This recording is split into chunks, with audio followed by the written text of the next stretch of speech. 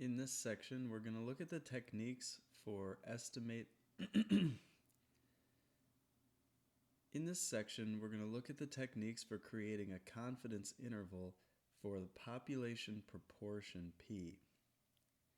This would be used for binomial situations, which, as we've seen in the past, are a little bit different from measured data situations.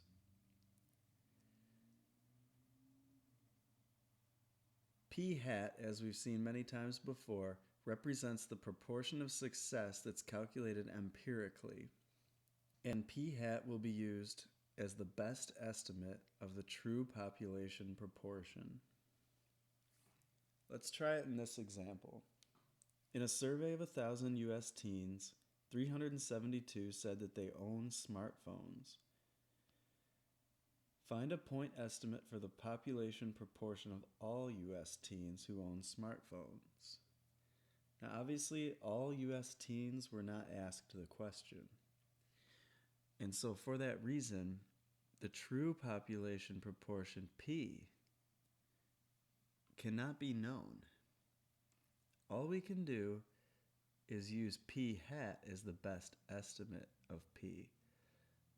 So P hat has the formula x over n, where x is the number of successes. Those would be the teens who said yes to the question.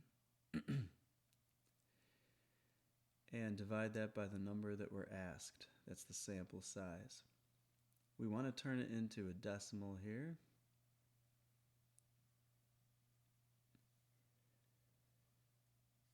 And this will actually be our final answer.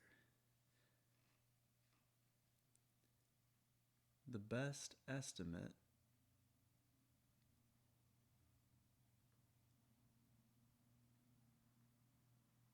of P is 37.2%.